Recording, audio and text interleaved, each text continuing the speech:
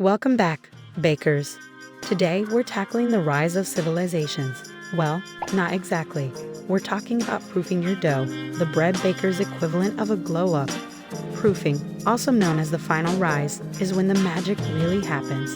It's like giving your dough a spa day where, instead of a facial, it gets to relax, rise, and develop those airy, bubbly textures that make sourdough so irresistible. Why do we proof?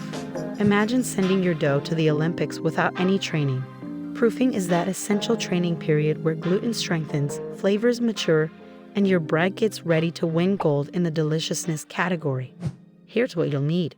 Patience, a cozy spot in your kitchen, not too hot, not too cold, and a cloth to tuck your dough in for its nap. Yes, you heard it right, we're basically tucking in our dough so it can dream of becoming the best loaf it can be.